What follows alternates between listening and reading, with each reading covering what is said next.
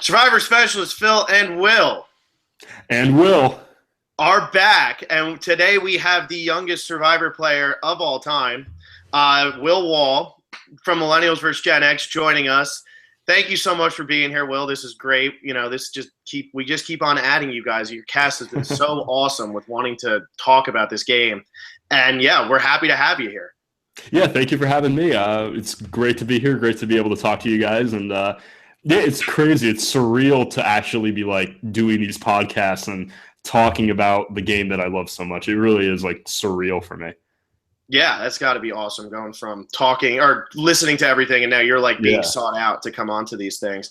For everybody's information, other Will is a bit under the weather, so if he doesn't, if he's not just talking, there he is. Go ahead, Will. If you want to address the fans. Yeah, I'm a little bit sick. My voice is, I don't know. It hurts to talk sometimes, but I think now that we have Will on, I'm actually feeling a lot better. So pretty excited to have Will. Will, are you still in high school? Are you still a high school student, or have you graduated? No, currently I'm at Ohio State University. So college just began second semester. This is my first week, so trying to survive the beginning of the semester. So.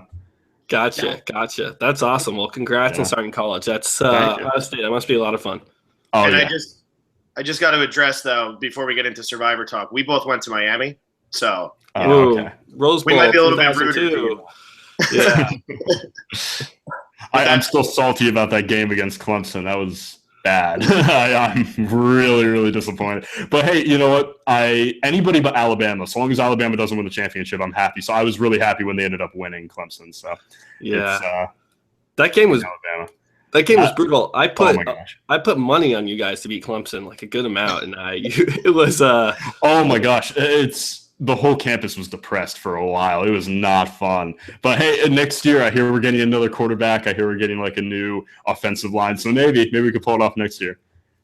Yeah, you guys always reload. Yeah. All right. Well, I mean, I could talk football, and I'm not all day, but for Survivor.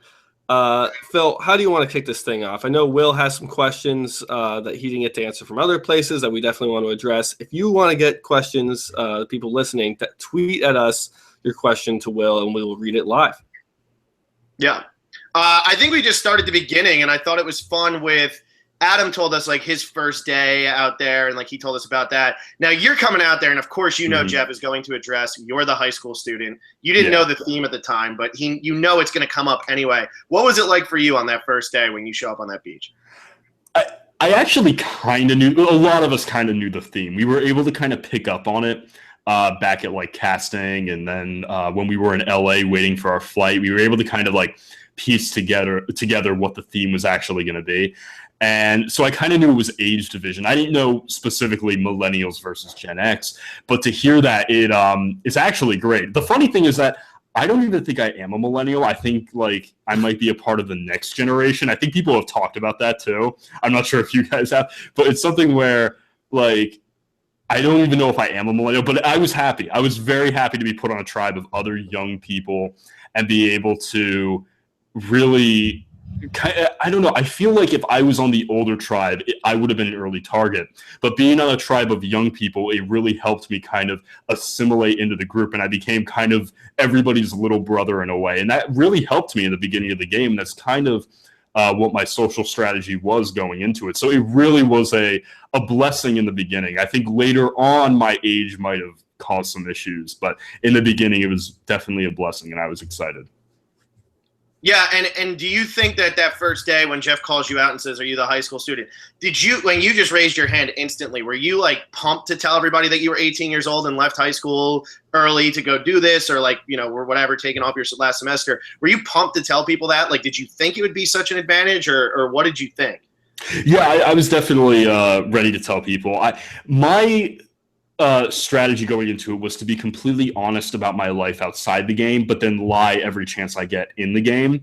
Maybe not the best strategy, but it was a lot of fun. I'm not going to lie. But yeah, like people's lives outside the game didn't really matter to me. So I didn't have any qualms about talking about my life outside the game. To me, it just mattered what happened in the context of the game. So I was definitely ready to tell people I was 18. I was definitely ready to use that to my advantage if I could, or if it didn't help me in any way, then I was just willing to, I don't know. When Jeff said first high school student, I don't think I was able to hide that I was the youngest. Maybe Adam might look around my age, but like aside from that, everyone looks older than me. So I definitely was ready at that moment to raise my hand and say, yeah, definitely, I'm 18. I'm going all in.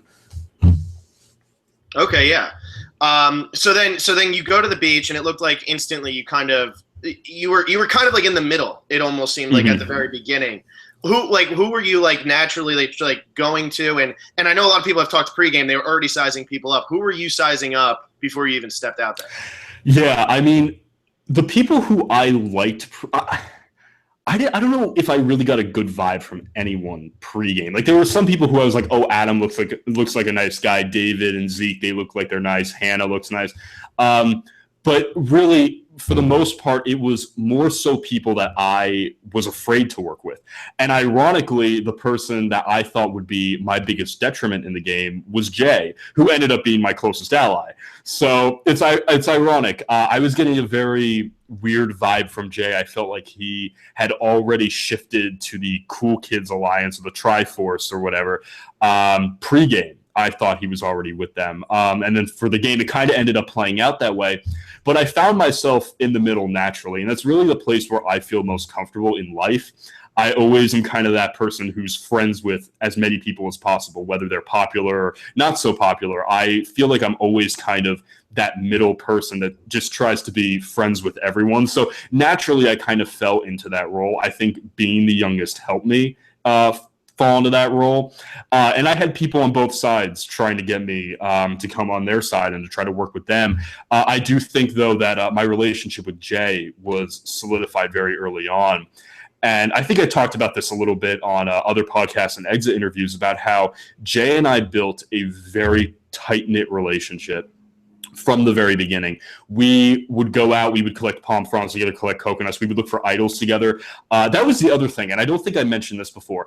Everyone was coming up to me asking me to look for idols, and I think that kind of happened with everyone throughout the game. Like, there were a lot of group idol hunts, but like, I always felt that every time an idol hunt was happening, I was involved with it, except for obviously the time Adam found the idol, in which case he decided not to invite me. So, but good on him for finding that idol. But, I feel like a lot of those times I was invited into these like idol hunts, and a lot of people were. It really was kind of a different dynamic going from watching Cambodia, where Stephen Fishback is kind of ostracized for looking for the idol, to Millennials versus Gen X, where we're all looking for the idol together as like a group, basically.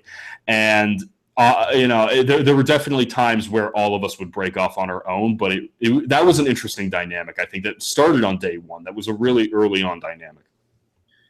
That's very cool. And so then you were part of like one of the bigger idol finds in Jay's, because that was a huge part of the story. Was there, and then Michaela walks up on you, so we can talk about that.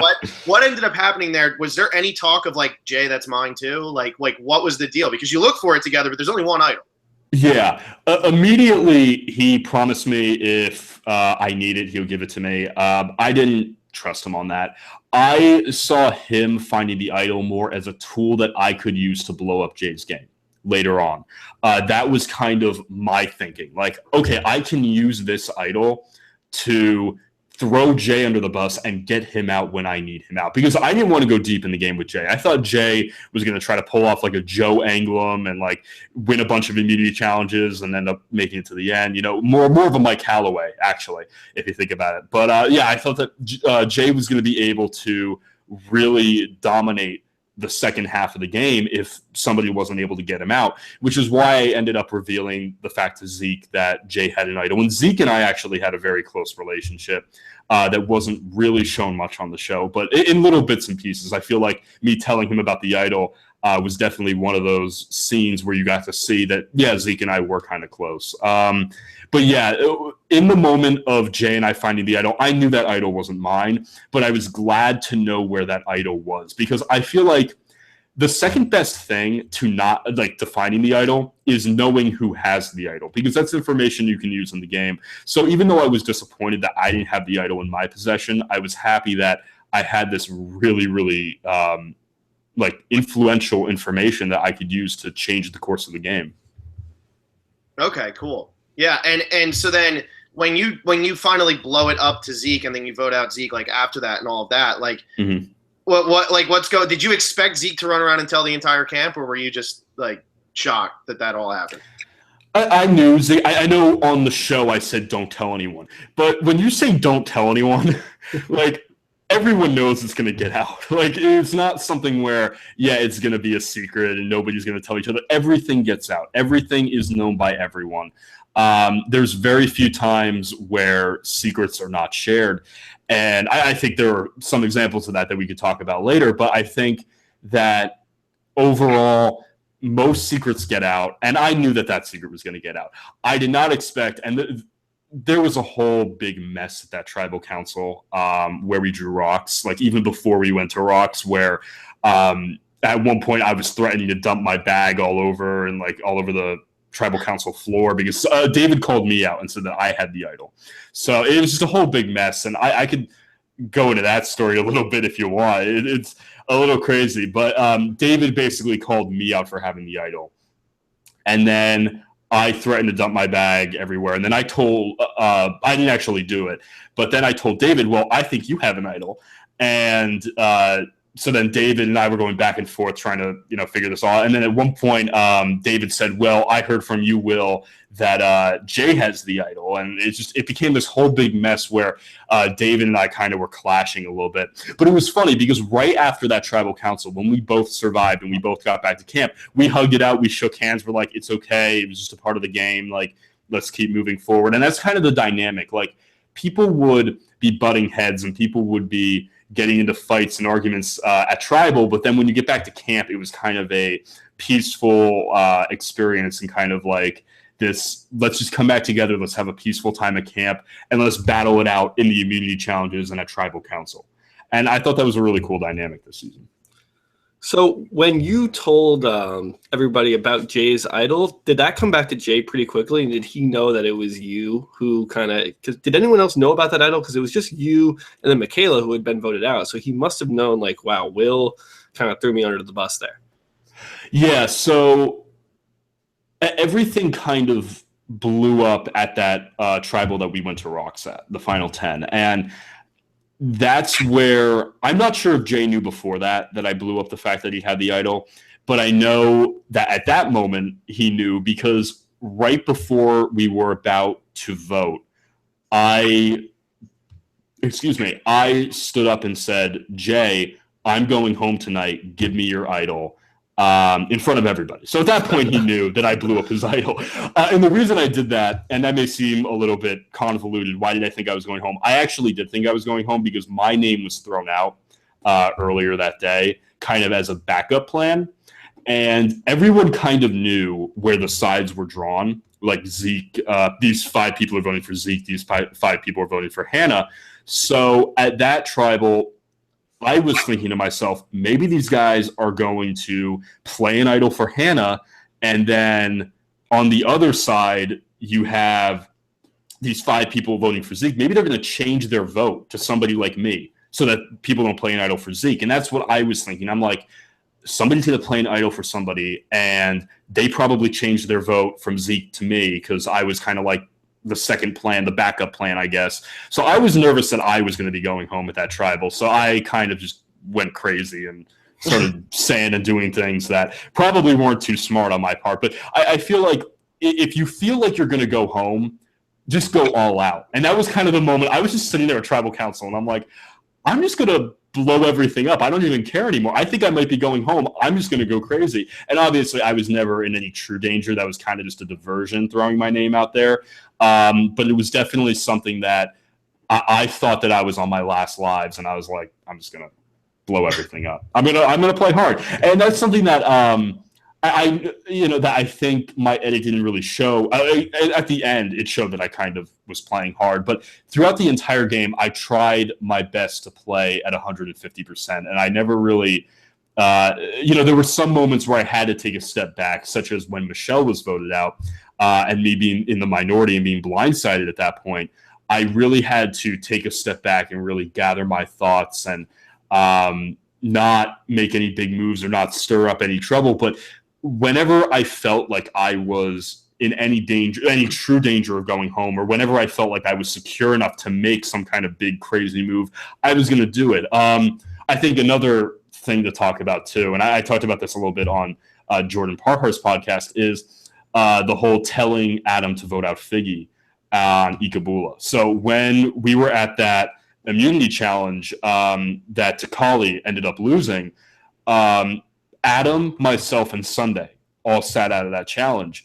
And when Ikabula won and when Takali looked like they were about to lose, I started telling Adam, vote Figgy, and then Michaela ended up saying vote Figgy, and Jay apparently was not on board and was kind of just making weird signals like don't vote Figgy, vote Ken. I don't even know what he was saying.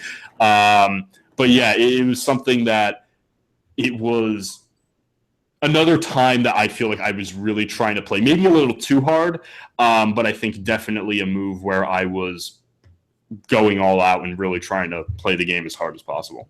Well, let me ask you then, and you're a huge fan of the show and everything. Mm-hmm. You get out there, and Figgy and Taylor instantly go, and they form this power couple. Yeah. Their relationship. Why did you side with that side? What was your reasoning for siding with them, knowing how powerful that can be? Yeah, and I think it comes down to Mari and that side. Part of the reason why I didn't trust Mari was because she never once talked strategy with me. There would be instances where myself, Mari, Zeke, and Adam would have strategy talks, but Mari would never say a word in any of them. She would be looking directly at me, trying to get information from me, but never reciprocating any information. So I felt very kind of like I was being used by that side a little bit. I didn't feel like I was a member of their alliance, where with Jay and Michelle, I felt like they were, more so Jay, but Michelle too, to an extent.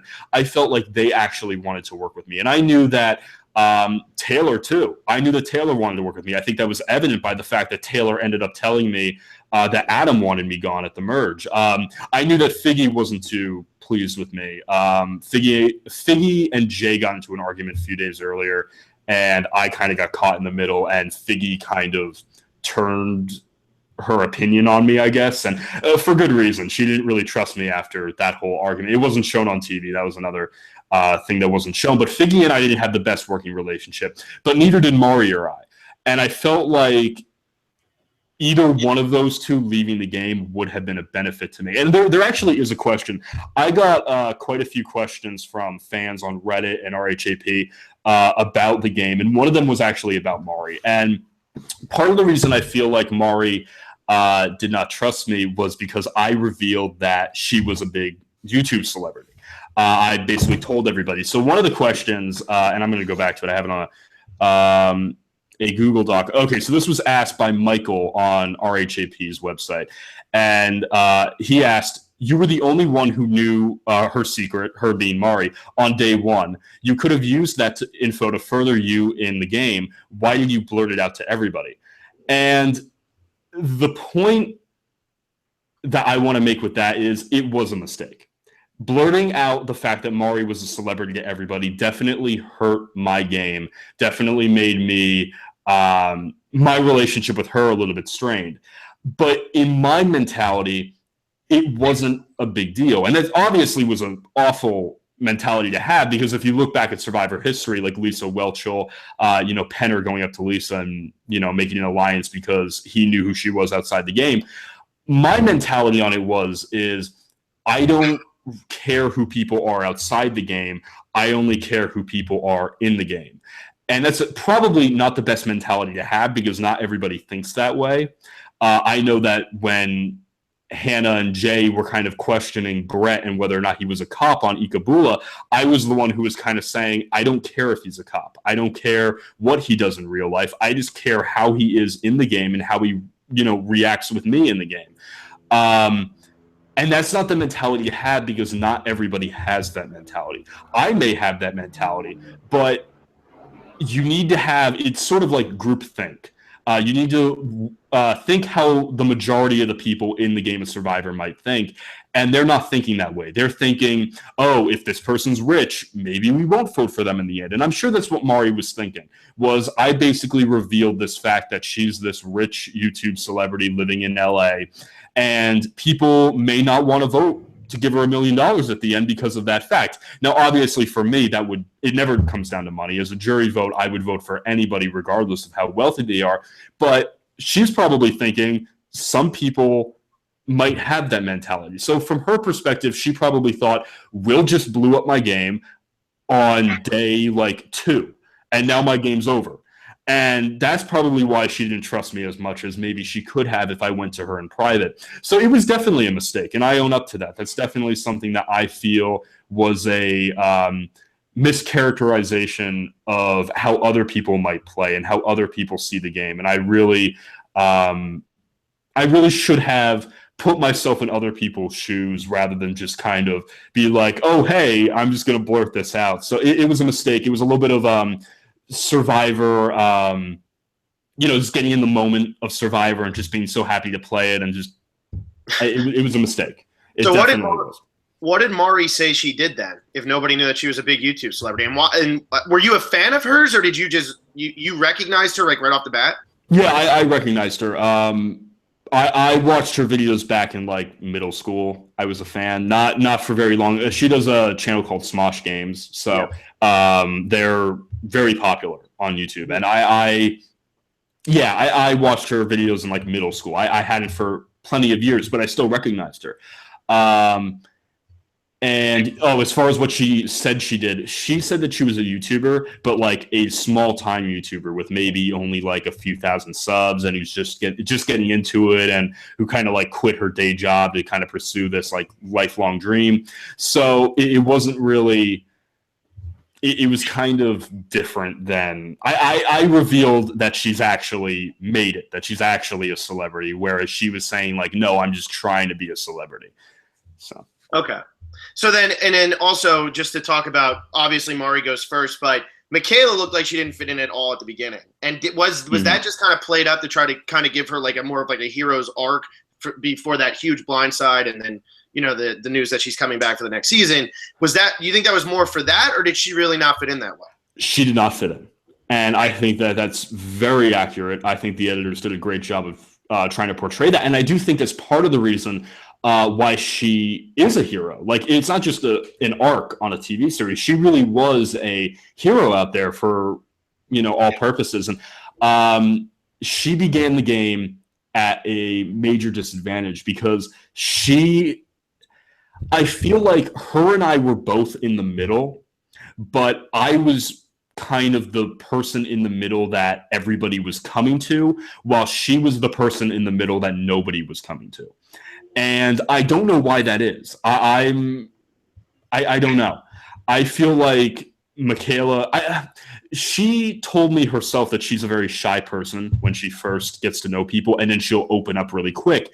And I think that's probably my experience with Michaela, where her and I are both kind of like that. So her and I were both kind of shy towards each other. And it wasn't until late at the Vanua Millennial Beach, right before the swap, that we really became close. And then we became even more close on Ikabula, and we became better friends out there.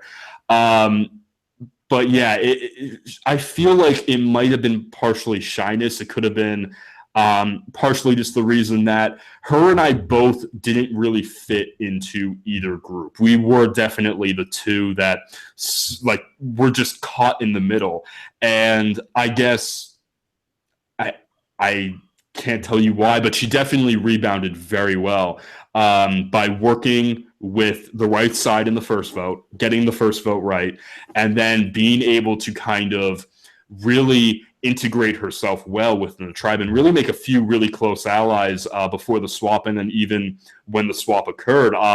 By the time that we made it to Ikabula, Jay, myself, and her were pretty close, and then Hannah too. The four of us had a four-person alliance. The Seashells, the infamous Seashells, where Michaela ended up getting voted out. So yeah, we all were very close out there eventually, but I feel like in the beginning it could have been shyness that played a big role in that. So Brett had said that you guys had a really good relationship on Ikebula, and maybe he had a better relationship with Jay, and then you became really close with Sunday. When did it really start clicking with you that Michaela would be that boot? Was that right after the challenge, or had that kind of been brewing for a while there on Ikebula? Right after she found, well, I can't speak for Jay, but for me, right after she found, walked in on us finding the idol.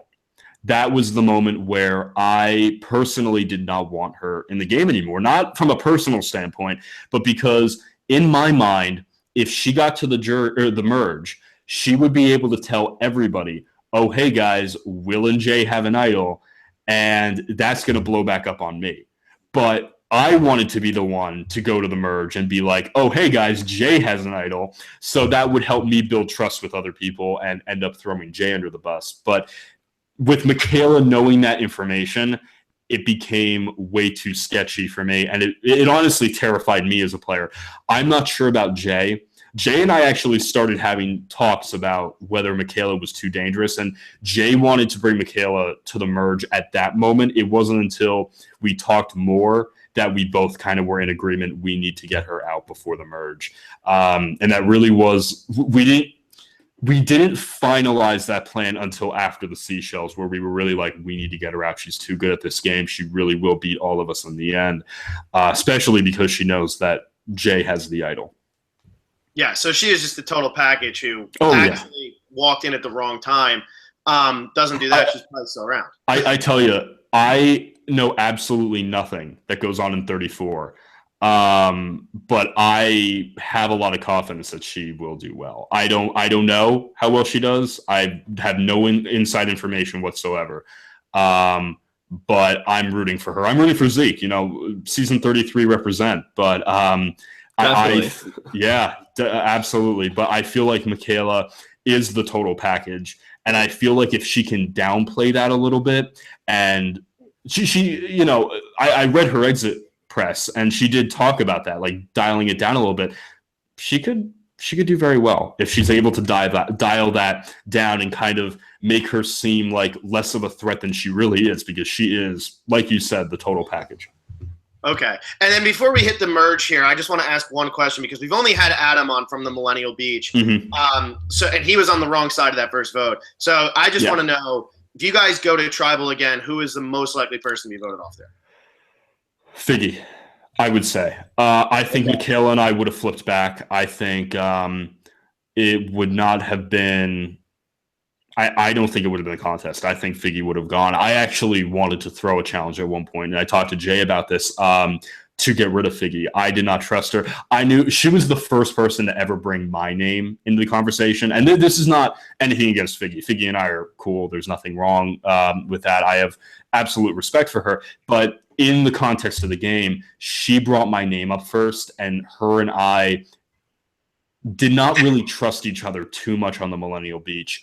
And there were quite a few other people who did not trust her either. So I think Michaela and her did not have the smoothest relationship at all. So I think Michaela and I definitely would have flipped back at that point. With Mari gone, I did trust Zeke and Adam. And Hannah, too. I had good working relationships with those three. So I really do feel like I would not have had any qualms about jumping ship and trying to vote Figgy out. Okay, cool. Yeah, because Adam said that it would probably be Zeke or something, but it's good to know. That Zeke would have been the other option. If I did not flip back, Zeke would have gone home. I think it all depends on if Michaela and I were able to communicate with each other and then communicate with the other three and get this like 5-person thing going. I know Michelle would never have turned on Figgy. She wanted to go deep with Figgy. Jay might have. I'm not. I would say probably not, but if he knew the votes were going to vote out Figgy anyway, he might have jumped ship. You never know with Jay. Okay. So, so I guess we can talk merge then. I mean, you said your name comes up at the first one, you get blindsided, and for the rest of the game, then Taylor goes. So pretty much for the rest of the game, you're playing from the bottom. Yeah. And were you able to really ever work I know obviously with the Zeke boot, you were kind of the deciding vote there, but were you ever able to work your way up, and do you think you started overplaying a bit? I think I was definitely able to work my way up, and then I started overplaying, definitely. There was a point in time where nobody was talking to me, and then right after the Taylor vote, I kind of had this big speech at the Taylor vote about how not all millennials steal food, and how millennials aren't all bad, and how I try to be more respectful and more, less of this crazy, all over the place player. And I got back to camp, and Zeke was my lifeline after the Michelle vote. Zeke came up to me right after the Michelle vote and told me, Will, I want to work with you in the game, this, that. And we kind of made an alliance.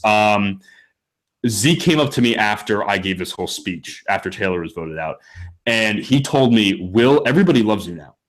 And I had Chris saying, oh, Will, I want to adopt you. I had Ken taking me out on fishing trips, being like, yeah, I'm going to, teach you how to survive out here. It was really a lot of Brett and Sunday I already had a really good relationship with. But Chris and Ken really warmed up to me after I gave this whole big speech. And it's ironic because Chris ended up going home that night.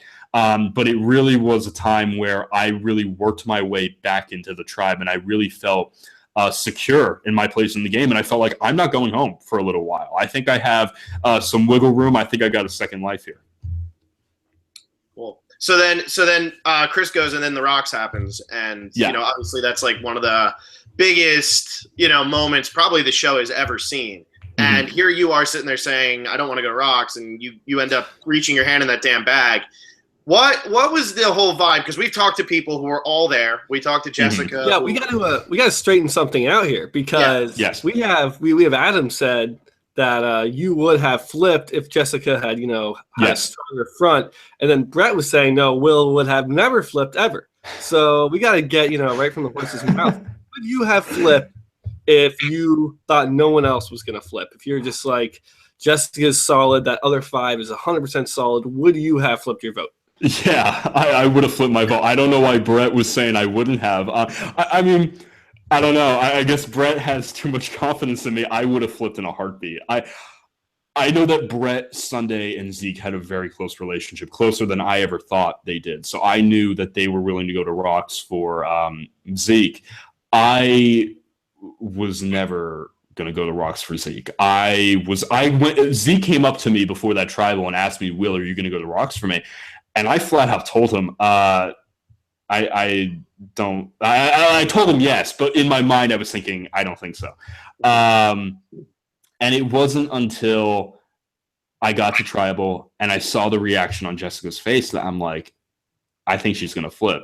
And how dumb would it be if we both flip our votes and we still end up going to Rocks? Like, I would be livid if that actually happened, because not only would it blow up my game, because then everybody would know, oh, he's a flipper, it would also lead to Rocks. So I got this question a lot, because a lot of people were like, why would you go to Rocks for Zeke just to vote him out the next tribal?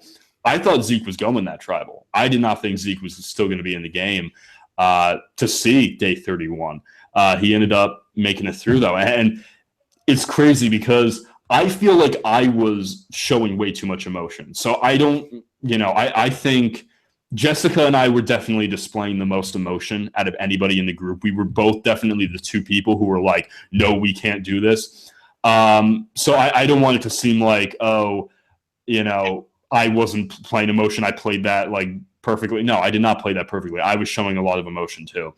And I think that's part of the moment. Like, you get really into this moment and you start, you get afraid. You get afraid for your life in the game. But I will tell you, the moment that I reached in and grabbed that rock, all this like fear just kind of washed away. And I was just kind of like, if this is how I go, then damn, I played a good game. I don't know. I really didn't know at this point. I was just kind of like, I wasn't defeated, but I'm like, I can't do anything else at this very moment. And now it comes down to luck. And it just kind of like became real at that moment. And when I opened up my hand and I was still in the game, I was just like, oh my gosh.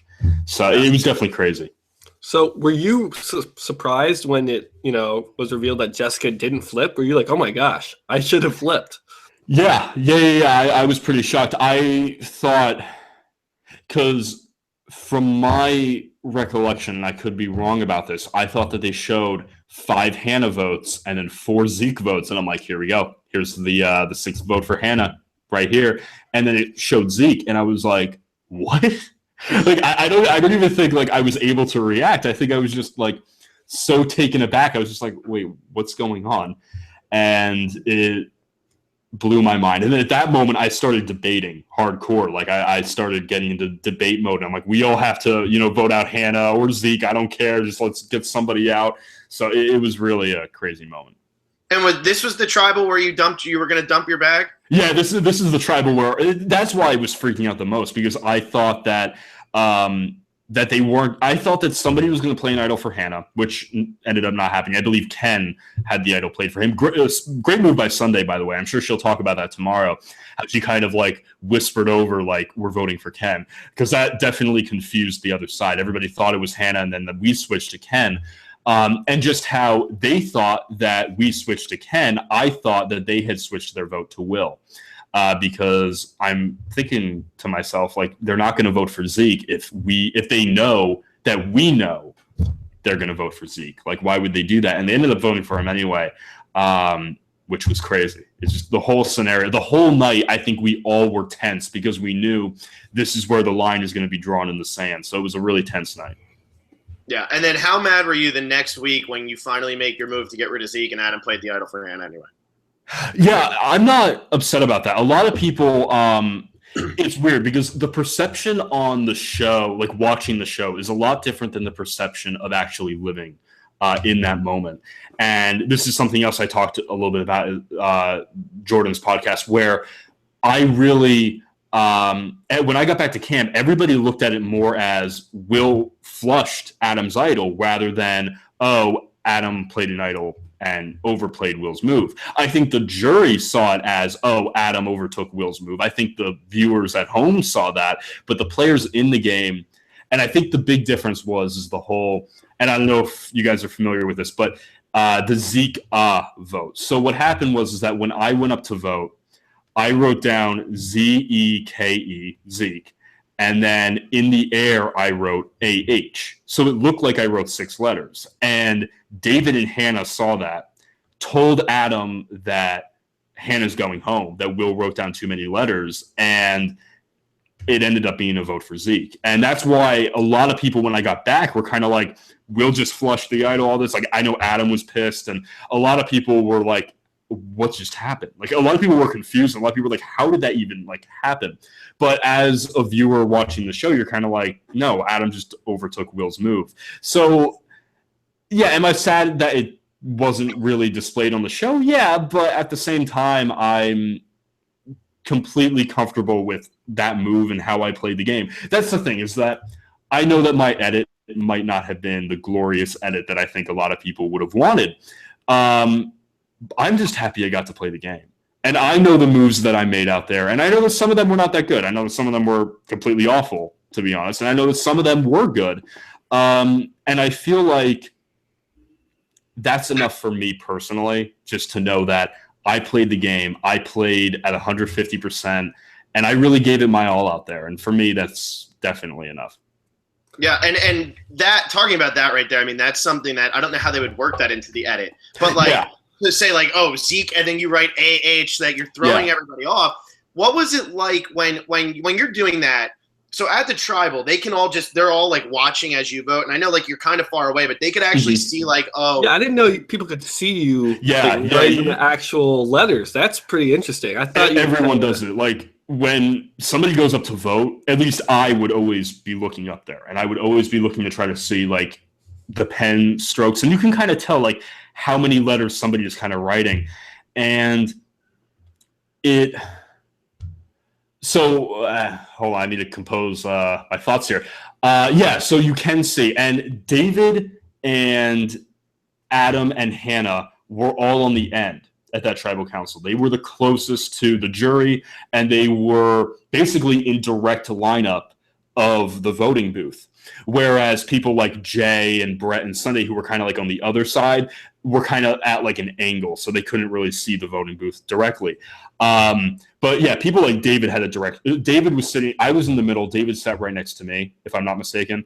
And from my recollection, he had a direct view. Like, he could see perfectly, and you can kind of tell if you're watching somebody's like hand strokes, how many letters they're actually writing down. It's something that it's very subtle. It's something that definitely can't be shown on TV, which is why I'm not mad that it wasn't, because how are they going to edit that into the show? That's like impossible. But it's something that really, it's very, very subtle. And that it speaks to the level of gameplay that everybody was playing out there. For David to be looking for that, for Hannah to be looking for that, for both of them to be staring at people's arms to try to see how many letters. And that's what I was counting on. And I was counting like them thinking and watching you, but then you have to say, okay, I'm going to add two ghost letters too. I mean, yeah. And that's what I was counting on, the fact that the people this season were so crazy about the game that people would be watching my arm and my hand movements. And I ended up being right about it, which is crazy. And yeah, I mean, that's really it. It was a crazy, crazy tribal and vote out.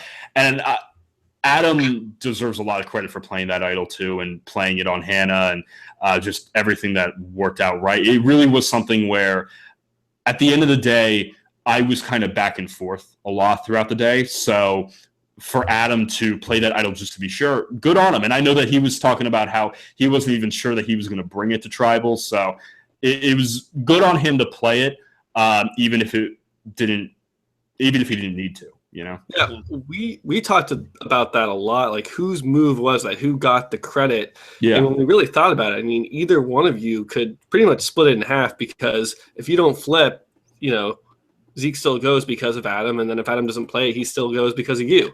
So it's kind of like that. And then on previously on Survivor, for the next episode, it looked like they gave you credit.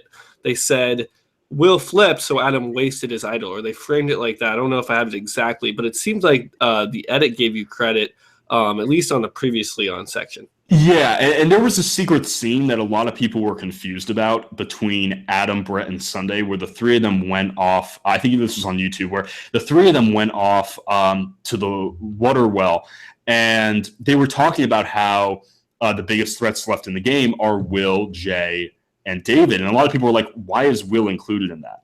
And I think that speaks to the perception of the people in the game. I don't think the jury viewed me as such a big threat. But at that moment, the players in the game were like, Will's kind of getting a little too crazy and doing a little bit too many big moves and building up his resume a little bit too much. And I became the person that I think a lot of people wanted to take to the end, to the person that people were terrified to take to the end. And that's part of the reason I think why I went out smiling, because I'm kind of just like, okay, if this is how I'm going to go out, let it be like this. I didn't want to be the GOAT dragged to the end. I think I talked about that. I think I had a few confessionals about that. That's not the way I wanted to play. And honestly, and I do want to mention this, because I know there's a lot of people on different websites, like social media websites, that will say, oh, this person's a GOAT, this person's a GOAT. I can't speak for other seasons. I can tell you that this season, everybody was playing the game. There were some people I didn't get to know pre-merge, but everyone at the merge was playing the game. You might have not been able to see it per se, and some people on the jury may not have been able to see it because it was very subtle, but everybody was playing a game that they thought could win them $1 million. Nobody thought that they were a GOAT. Nobody was like, oh, I'm just going to get to the end so that I could get second place. Everybody wanted to win, and everybody thought that they were playing hard enough to win. And I want to ask you now, since you bring up the cast there, Ken and Hannah, everybody that we've talked to so far, they don't really understand what Hannah's game was. And they also, with Ken, said it was very hard to get him to talk strategy, to get him to talk a lot. What was your read on both of them? Since you spent a lot of time with Hannah, you spent every day in the game that you were there with Hannah. Yeah. What was it like with Hannah, and what was it also like with Ken? Okay, Hannah and I are actually very close. A lot of this wasn't shown, but Hannah and I were kind of like brother and sister. One example of this, which I think is kind of a cool scene, was one of the coolest days I ever got out there was when I was able to kind of snorkel and go into the reefs and everything. I'm not a very good swimmer, so I asked Hannah, can you go out there with me just to make sure I don't drown or something? And that was a really cool moment that her and I shared, being able to snorkel. Like, that's my first time ever snorkeling, and really getting to see Fiji and kind of taking a step away from the game. It was kind of like our own reward. We kind of just went off and took a break for maybe like an hour or two. And Hannah and I would do that kind of thing, not a lot, but we would find little moments, and we really had a really close personal connection in the game. And her and I were really close as friends. And also, for some of the votes, we did work strategically together. So I knew that Hannah was a big fan, that she was playing the game. And I think I might have been able to see that maybe a little bit more than some people did. The main reason why I gave my vote to Adam is because of, one, how great, his jury management was, but also because he was the one who got me voted out. And I knew that, and I saw that, and kind of as a gesture of respect, I'm kind of like, hey, you got me out, I'm going to give you my vote at Final Tribal. But after listening to Hannah's Final Tribal Council speech, I was probably a lot more on the fence than I was when I first came in. I think that she had the best Final Tribal Council speech. I think she blew it away. I think that she really articulated her points well. I just think that a lot of people did not believe the game that she was playing because they weren't able to see it, and they weren't able to their perception was different than the reality. And the reality was Hannah played a very strong game, especially at the end, but we were not able to see that, or at least most people weren't able to see that. But yes, Hannah definitely made some really big moves. Getting rid of Sunday because she thought that Sunday would make it to the end. Yeah, definitely. A lot of very good moves. So I was on the fence between those two. As far as Ken goes, Ken was this player that would really not talk strategy with anybody. I wanted to work with Ken, and I wanted to be close with him, and I felt like I had to go through basically an interview process to get the opportunity to work with Ken. It was very tedious. He was testing you, right? Yeah, he was testing me. He was testing me throughout the entire time.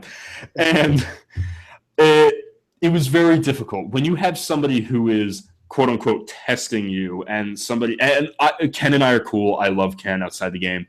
But I don't think I ever would have given him my vote at the end. Even before the whole big I'm going to blow up Will's game to Jay thing, I don't think I would have ever voted for Ken because he was just so close-minded towards strategy.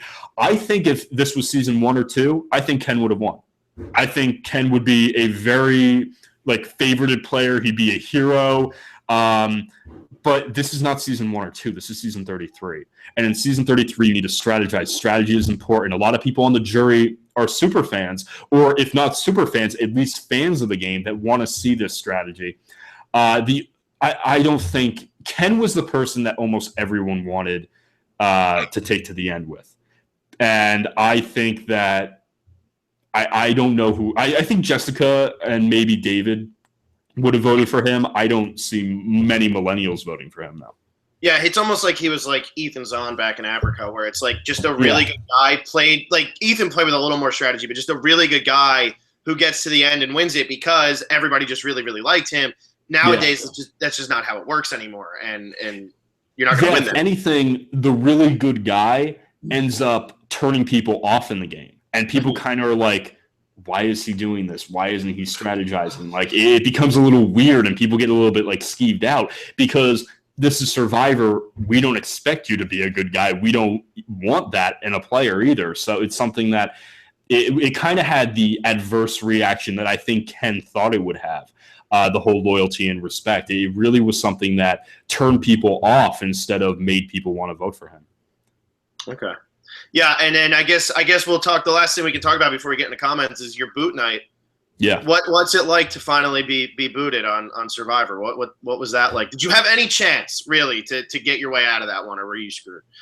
I think only if Jay gave me the idol. I think Brett and Sunday, I underestimated how close they were with Zeke. I did talk to them quite a bit about how I want to rekindle an alliance and work together, and it's Ikabula strong to the end. I really did play up the Ikabula thing. And they were not having it. They absolutely were not having it. And they were a lot closer, especially Brett was a lot closer with Zeke than I ever knew. And that's something that I could have never predicted, but I should have been able to predict as a player of the game and seeing the whole dynamic of the tribe. And it's part of the reason why I feel like Brett was especially hurt by me flipping and voting out Zeke, who was one of his closest allies. I think it was very hard to flip at that point. Jay would have needed to play the idol for me, which would have been an awful move on his part. So good thing that he didn't play the idol for me. So you pretty much knew going in there, you were like, your chances were just very low.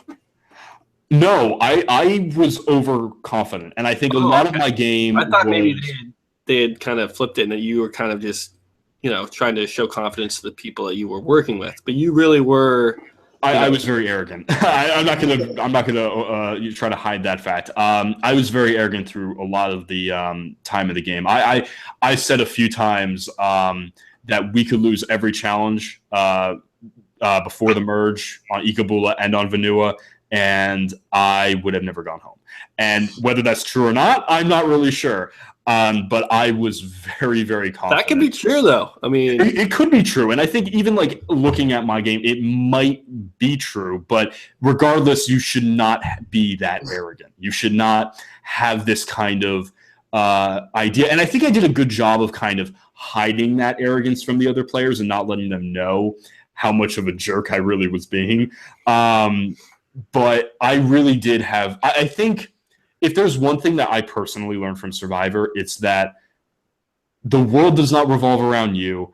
You got to get a little bit humble. And I think it definitely was a very humbling experience playing this entire game, and really just in general, from start to finish, it was a very, very humbling experience. And getting voted out certainly was. I was confident until we got to Tribal Council. That's when I started to feel a little bit weird. But even before that, I kind of had this weird feeling in my gut, but I just ignored it until we got to Tribal.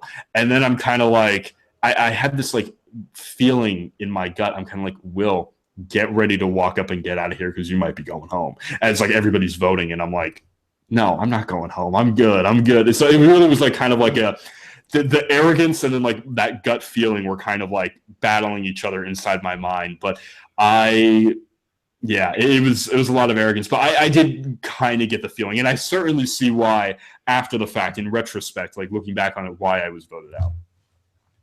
Okay. Yeah, there you go. That's fun to hear. At least you're honest with it, which is always good. Yeah. All right, let's jump over to some comments because we actually have a bunch, and I know you've probably heard these questions a million times, at least the ones about your age, but get ready because they're coming again. But there's other ones too, but there's a lot about your age. Right off the bat, Derek Young says, how supportive were your parents during this casting process? And I think that's interesting because my parents probably would have been like, dude, finish high school. Even though it's cool, probably finish high school. This question, I got a question similar to this at the live finale too. And yeah, it's weird because my dad was very supportive throughout the entire thing. My mom was the one who was a little bit nervous about it, who didn't want me to apply. She thought it was dumb for me to apply. She's like, finish college first, then you can apply, all this stuff. And I think if either one of them went out to the loved ones visit, though, it would have really they would not have had fun there, to put it mildly. And I think my mom definitely did not. I made the very, very crucial mistake of showing my mom the water well with all the bugs in it and the dirt, and that was what we were drinking. And she was like, are you boiling the water? And I'm like, no, we're just drinking it straight from here. And it was probably not the smartest decision of mine to tell her that. She was not too pleased, and and now she's fine. She knows I'm back, that I'm safe. But it's something that my parents, I had never been away from them for more than a week, and then to go on Survivor for this long amount of time, to lose this much weight and to be starving, it really was something where I don't think my family was too happy about that. Well, they have to be happy about it now, though, right? Are they happy about it now, or are they still? I think they're nervous that I might want to go back, honestly. Yeah, I was going to say, your mom wanted you to wait till you graduated college. You might play twice by then, Oh, I'd be so happy if I could. Yeah, definitely. But I don't think she'd be happy about it. But yeah, I mean. That's funny. So do you think, and I guess this, still with the age thing, do you think that it would benefit you to play again when you're in college or post-college, just because you'll have actually been out there? And like you said, you weren't away from your parents for more than a week. Yeah. Some of these people, have lived on their own, have families, even most of the millennials, they've been, out of high school for 7-8 years. Mari 13, probably close to that. Do you think it'll help you now? Like, you're at Ohio State, you're finally more independent. Do you think that'll benefit you if you ever get to go out there? I think it'll definitely benefit me. When I first applied, I didn't think I was going to get casted. I always thought that I'm just going to do crazy things in my, in my audition tape and think of the wildest thing that I can do and get my name out there. I want these producers to remember my name so that I can apply a few years later. 22, I think, is the golden age in my mind for when I wanted to play. And I just wanted to, the reason I applied was just to get my name out there so that in a few years from now, they'll remember me and they'll be like, let's bring this guy on. So yeah, I definitely think that more time will benefit me. I think that around 21, 22 would be the best age. I think that'll be around when I graduate college.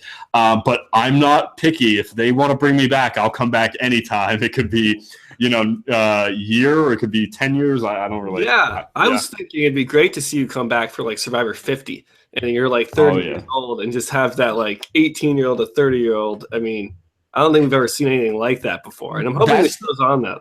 Yeah. Oh, I think it definitely will go on to at least 50. At least I hope. I hope so too. But I feel like that's what I keep hearing from people, is that my best shot at getting back, if any, is a time gap. And maybe season whatever, like you said, 50 or something like that, where you can kind of see this progression in my life and kind of see how I am after college and everything. So potentially that could be it. I mean, how much fun would Jeff have if they did a Millennials versus Gen X, whatever your generation is going to be called? Yeah. Because you technically should be in that generation, but whatever. But you're on the Millennial tribe now as the older one. And they do a couple returners or something. He'd have so much fun being this was the youngest guy ever. And now he's on the old people tribe. That's Jeff's dream. It's the same. Oh, yeah. He would love that. And honestly, hey, if that works, that works. There may be a Millennials versus Gen X too. I mean, you got to give it enough time. But yeah, I would definitely, not Gen X, but like you said, Millennials versus whatever the next generation is. I think that would be great. Generation Z or something. Yeah, I think it's Z. Yeah. They ran out of they're almost out of letters. I know. What are they going to do next? Double A, I guess. Yeah. So, okay, since we just talked about it, I got to ask. You sit out that one challenge. You go on all these rewards. Brett's drunk. Zeke, the one, is drinking. And Jeff, of course, they air the scenes of you can't drink that. You can't drink. How much was that just being played up? Was he almost pretty much just winking at the camera as he's saying these things to you? The first time he said it, I laughed. I thought it was a joke. After that, it was annoying. It was just really annoying. I was told by production when we got to the merge, because you get a little bit of wine and stuff at the merge, and production pulled me aside and was like, Will, you can't drink. And I'm like, okay, cool. So I don't know. I don't know if Jeff needed to remind me that many times, if production told me in private.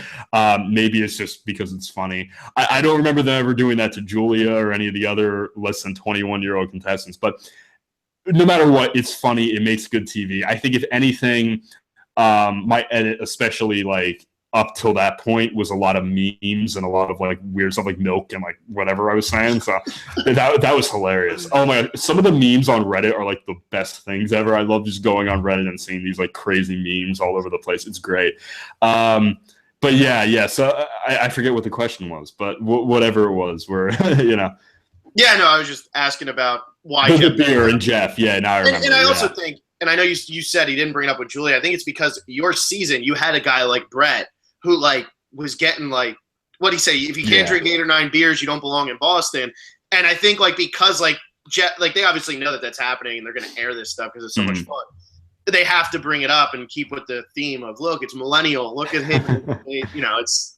But I could see how you could get driven a little nuts by that. Oh yeah. All right, we kind of covered that one, so I'll take this other one. This is from Gamer Girl, and once again, I love it. But how did Will make up all the work he had to do for school? Yeah, so I had a really good principal and guidance counselor who basically what they did was that I finished most of my work beforehand, and then I had to do a little bit of work afterwards. I think the only classes that I still had to take, because most of the credits were done, were like English and gym. And they basically told me, okay, I think that, a month and a half of Survivor is equivalent to a semester of high school gym. So we'll write that one off. Yeah. Yeah, at least, like, if anything, I thought I should get all 4 years off. Yeah. Count throw English in there too, why don't you? Yeah. No, English I still had to take, but some way it worked out where my English teacher also knew too, because like him and I were like close and everything, and I told him like, this is what I'm doing. He was really supportive, and he's like, I'll just forget the month and a half that you're gone and like push it under the table. So they were really good about giving me this opportunity, and I really think that I went to a small high school, so I think that also really helped. I got to ask you what high school you went to, because I'm from New Jersey as well, so I need to know. Yeah, it's Morris Tech in Denville, so it's like a county. Oh, so you're way north. School. Yeah, I'm way north. Yeah, I'm in like Long Valley, so like Morris, like county, all that. That's very, very far. Yeah, I'm in Ocean County, so not even. So what? Oh, okay, yeah. What months of the year was this? It was March 30th to May 15th. I think I'm wrong about the May date, but May. Gotcha. Yeah, that's a tough time to miss. But hey, at least then you come back and get summer vacation. I mean, you worked that out pretty nicely. Yeah, actually, in Jersey, schools end like late June. So like I know for most people they're out in May, but I still had like a month of school left, and I had to go to like prom and like all these. It was weird. It was really weird going from Survivor one day and then a week later being at high school prom. It was the weirdest thing. Did you get your prom date by like being like, yeah, I just won Survivor? Like, did you like? No, it wasn't tough to get no, it wasn't. But I got her. I asked her before I left. Oh, okay. Yeah. Okay. So. That's why Zeke got mad. I think Zeke got mad at my Ponderosa because he wanted me to take him to prom, and I was like, "No, I already got a date." So that's funny. All right, Brandon Tokar says, "Were you happy with your edit? I'm a huge fan and hope you get a second chance." Yes, I'm very happy with the edit in the context of what it is. I think that, of course, some better moments of mine could have been shown, and of course, some worse moments of mine could have been shown. I think that's with everybody. I think, I didn't win the season. I wasn't somebody who's going to be on Game Changers. I wasn't David Wright. I wasn't one of these big characters. So for who I was to get the edit, especially at the end, that I got kind of like this, overall, I'm happy with what I got. I think the editors did an amazing job this season. I think that overall, these past 3 seasons from 31 to 33 have been amazing by editing standards. And I think that they have finally figured out the perfect editing strategy, whatever that is. Keep doing it like this, because I think that they really have been doing a good job. And I have, I'm fine with my edit. Yeah, and I think it's good that you bring that up, because a lot of people have been saying, is Adam that good of a winner? He made so many mistakes. But I think it's better for the show when they show the winner's mistakes. Yeah. And every time somebody got voted off of your season, it hurt, because you're losing a fun TV character every single time somebody's getting booted from the show. I mean, and I'd rather watch it that way than have 3 people that can win and everybody else sucks. So yeah, I pretty love much. Like Redemption Island or something like that. Yeah, no, I definitely. Yeah, that was actually the first season I watched, Redemption Island, and I still fell in love. Oh my god! Yeah, wow. That's a testament to that's a good way to show your love for the show. That got you hooked. Oh yeah. I mean, if that can get you hooked, holy crap! Yeah. Well, they say like any season of Survivor is still better than like 99% of what's on TV. So yeah, it's like pizza, Yeah, exactly. So have you seen all of it now? Have you watched? Yeah, I've gone back and I've seen every season. It's funny. Tina Shear from Panama, the first one voted out of Panama, was the one who got me into watching Survivor. I went up to her Lumberjill show up in Maine because I had vacation up there, and she talked about Survivor and got me into watching the show. So it's funny. That's amazing. That's really funny.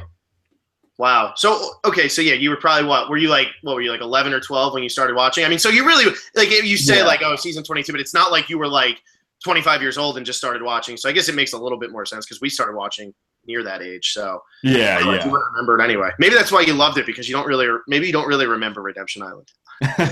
Probably, yeah. I probably just was like, oh wow, this looks really cool. Yeah. So, yeah.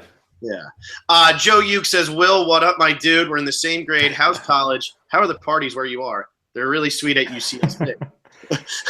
Ohio State, yeah, they're known for parties. They definitely are. It's weird though because it gets so cold here that like all the parties kind of end like in the winter.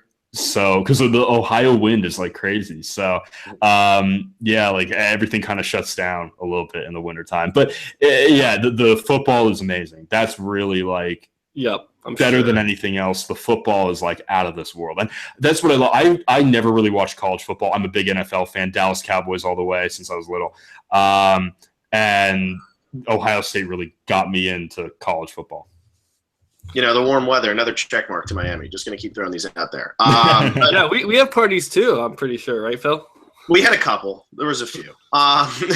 Giovanni Oriana, and this is something he kind of touched on already, but he said, as someone who's the same age as Will, do you think that it would have been better to lie about your age like Julia did? And then he also asked, the fellow New Jersey contestants like Tony, Natalie Anderson, and Michelle, were they proud of your game? And I got to say, all three of them won too. So. Yeah, all three of them won. I don't think they are that proud of my game. I kind of broke the streak, like I kind of ruined it. Yeah, I had not talked to any one of them individually, so I can't really speak to that. I love Tony though, especially. I love all three of them, but I love Tony especially. And yeah, what was the other part of the question? The other part of the question was, do you think you should have lied about your age? And you kind of touched on that, but yeah. I don't feel like I think for Julia in Julia's season of Co Wrong, it definitely benefited her. I feel like for myself, it would not have helped me. I think also Julia probably could lie better than I could about it because I think I look about my age. I think Julia looks a little bit older. So I think she could pull off like 21, 22. So I think she could definitely, lie a little bit. And Jeff immediately said, we have an 18-year-old. And it's like, yeah. Well, once that happens, you really have no choice. To be fair to Jeff, I did say throughout casting and even right before the game started in like pre-interviews and stuff, I made it very clear to production that I wanted to say that I was 18 and that I was the youngest. Oh, that's really cool if they ask you, though, and make sure that's like, They didn't ask me specifically, like, oh, Jeff is going to say this. Like, are you cool with it? But they did. I did bring it up that I was just going to reveal it. So I think that's why Jeff was like, okay, cool. That's the green light. Cool. I could do it. Very cool. Yeah. A lot of people ask that too. They're like, don't you think like Jeff ruined your game? No, Jeff did not ruin my game. It was something I was going to do regardless. Cool. Harold Rice says, this isn't even really a question, but he just says, I think you can pull a Varner and come back 14 years later. He'd be 33 years old, and best of all, you'd be able to drink. So there you go. Yeah, I love Jeff Varner too, but yeah. Yeah, I think a lot of us do. Larry Miller, I don't know if this is actually directed at you, but I'll ask you anyway in case this is from one of your other interviews. But it says, why do you respect Randy Bailey? He didn't exactly play the best social game. He got upset over cookies. Is that actually for you? Yeah, it is for me. I said that in my first interview. I think it's on my Survivor Wiki page too, about how I said Randy Bailey's like my favorite player. Here's the reason. Well, first of all, when I was watching RHAP podcast, Randy goes on there a lot. And I remember one time him saying, no contestant has ever mentioned me as their favorite player. And he was kind of like, why is this not happening? So I told myself from then on out, if I ever get on the show, I got to mention Randy Bailey. And the other reason is I actually do love him. I think him and Corinne made Gabon fun. And also Ken. Yeah, him too. I love all those guys. But I was definitely a fan of the Onion Alliance and Gabon. I was definitely all for that alliance. So, yeah, I think I love Randy. I think he's a great guy. I agree. And, I mean, I don't know about Phil, but Gabon for me is like one of my favorite seasons. I love Gabon. And Randy was, I mean, he's right up there as probably my favorite person from Gabon. So I'm with you, Will. Yeah. Aaron Wiener says, Will, what was it like to be the youngest person ever? And do you think you were treated differently because you were only 18? It depends. Okay. So whether or not being treated differently, I think that really does depend on who you're talking about. I think the millennials, absolutely not for the most part. I feel like the majority of them were very, if anything, they thought it was kind of cool that I was out there so young. I feel like maybe I got a weird vibe from Taylor when looking at the jury, and I've talked about that quite a bit, how I got this vibe from Taylor that he didn't really think I was playing a good game. As far as the Gen Xers, I feel like for the Gen Xers, some of them might have looked down upon me for being younger. There were a few people this season who flat out told me after the fact that they would have never voted for me regardless of how good of a game I played. A few of them were Gen Xers. So it did hurt me a little bit. I think it definitely did hurt my game in some respect. I don't know. I still have faith, though, that someday an 18-year-old can win this game. So if you're 18 or 17 watching this, apply to the show, beat my record, and win. I'll be rooting for you the whole way. So. Yeah, and I think that's interesting because we talked about that in our preseason assessment, and we were talking about like what people could never win this game, and you were one of the names that came up because we were like, these older people aren't going to vote for an 18-year-old high school kid to be a millionaire. Like it's very hard for some older people to be like, here you go, man. You're still in high school, but here's $1 million, and it's a crappy thing. Yeah.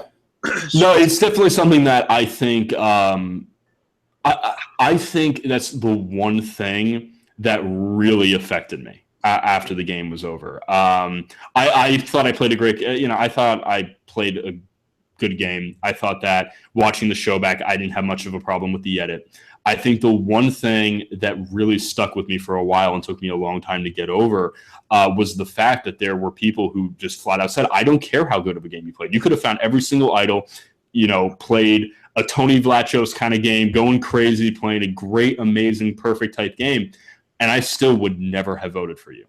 And that's something that quite a few people told me, and it's something that really is the one. It doesn't affect me anymore. I'm over it now, but for a very long time, it was something that did strike a chord with me.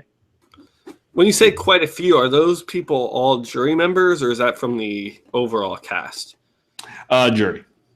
I'm not going to mention names. I don't want to you don't need to mention names, but that's a bummer to hear because who cares how old you are? If you play the best game, you deserve to win. So and that could have been in the heat of the moment too. Sorry to cut you off, but that could have been in the heat of the moment because that was like right as we were going back to America. They may still not have that opinion. Their opinion could have changed by then, but in that moment, that is one thing that really, I think affected me after the game. Yeah, and it's a shame that happens. And somebody in our comment section just said that one of those people was on our HAP and actually admitted that they wouldn't have voted for you no matter what. So I guess we can name drop who they are if you want.